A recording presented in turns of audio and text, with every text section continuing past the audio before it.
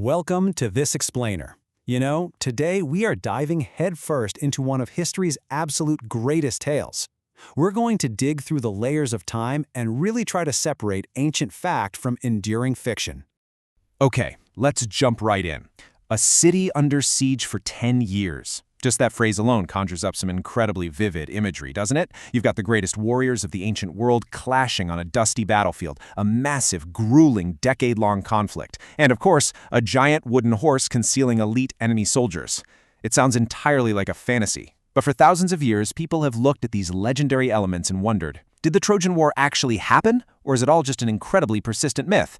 Well, today, we are going to find out. The epic legend begins. Gods, golden apples, and a fateful choice. According to the myth, this whole globe-spanning conflict didn't kick off with some standard border dispute. Nope, it actually started with an uninvited goddess named Eris, who decided to crash a royal wedding by tossing in a golden apple, literally labeled, "for the fairest." As you can imagine, that caused some drama. Three immensely powerful goddesses stepped up to claim that apple: Hera, Athena, and Aphrodite. They essentially forced Prince Paris of Troy to be the judge, and to sway his vote, each offered him a massive bribe. Hera promised him pure, unadulterated power. Athena guaranteed him wisdom and total victory in war. But Aphrodite, she promised him the most beautiful woman in the whole world. Well, Paris chose Aphrodite, and that single fateful decision sparked history's greatest mythological war. And that brings us to the reward itself. Because here's the catch. The most beautiful woman in the world wasn't exactly single. Her name was Helen, and she was already the wife of King Menelaus of Sparta. With Aphrodite's help, Paris took Helen back to Troy. Now, ancient sources actually differ a bit here. Some say she went willingly, others claim she was outright kidnapped. But either way, the Greeks considered it an unforgivable insult. And it's fascinating because it brilliantly illustrates how a deeply personal slight, a stolen wife, served as the ultimate casus belli, the ultimate cause for war, uniting a totally fractured region. King Menelaus gets his brother, Agamemnon, to rally the Greek kingdoms. Soon you have thousands of warriors amassing this huge armada, sailing right across the Aegean Sea to Troy. The Trojan War had officially begun. The 10-year siege, heroes, and the fall of a city. So once the Greeks landed, they besieged the massive walls of Troy for an agonizing 10 years. It turned into this brutal war of attrition, completely defined by legendary, dramatic clashes between unmatched heroes like the Greek Achilles and the Trojan Prince Hector. But listen, even after years of relentless fighting, the Greeks still couldn't breach the walls. So they pivot to brilliant deception.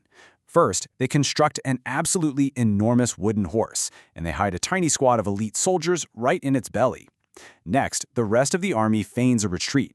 They pretend to pack up the whole shebang and sail away, basically admitting defeat. The Trojans, thinking they'd actually finally won, pull this horse inside their city as a victory trophy.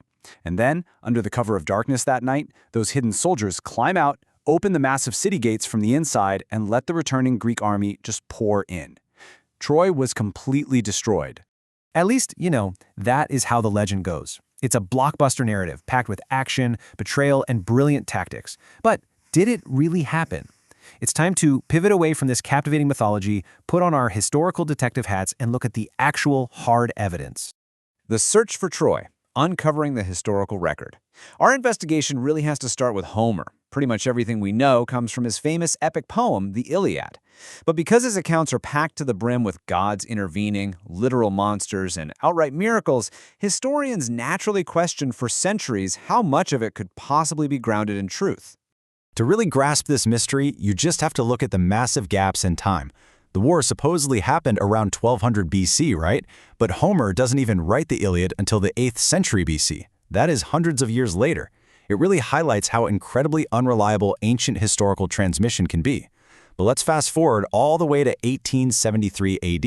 A German archaeologist named Heinrich Schliemann decides he's going to actually go searching for this lost city. He starts digging at a site called Hizarlik in modern-day Turkey, and against all odds, he discovers the ruins of a real ancient city. And that brings us to this absolutely crucial number, 1200 BC. See, when archaeologists dug down into the site at Hizarlik, they found that several cities had actually been built right on top of one another over thousands of years, kind of like a giant historical layer cake.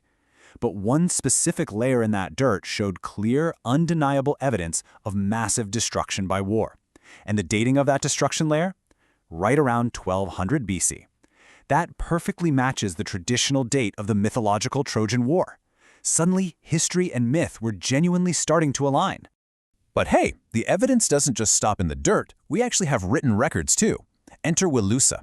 Wilusa was a city mentioned in the records of the ancient Hittite Empire, and scholars today widely believe it to be the historical Troy. The Hittite texts describe these huge conflicts involving powerful kingdoms in western Anatolia, all revolving around Wilusa. So some historians think these ancient, dusty references might actually preserve the real memories of the war. Basically, we know for a fact a real city existed, and we know it was a major flashpoint for conflict. But as you might guess, proving the famous, epic details of the war, that's a whole lot harder. Separating fact from fiction. What the evidence actually shows. We know a real city existed and a real conflict probably took place.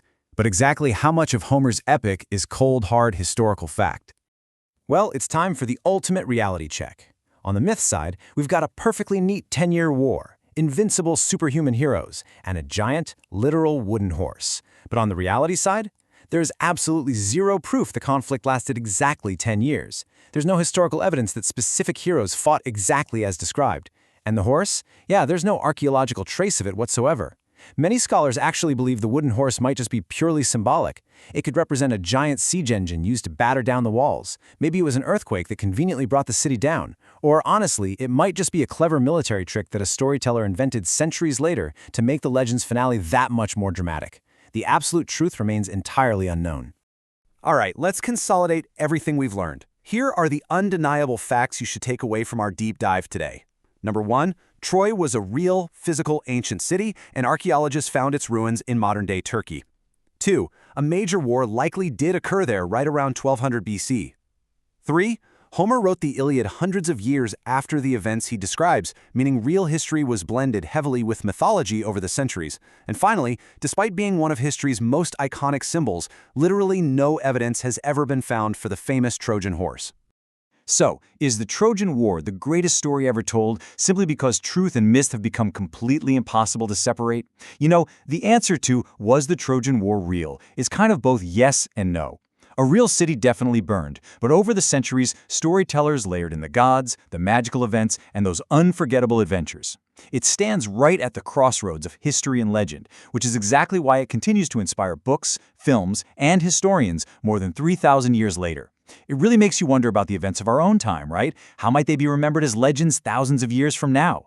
Thanks so much for joining me on this explainer, and keep exploring the history hidden inside the stories around you.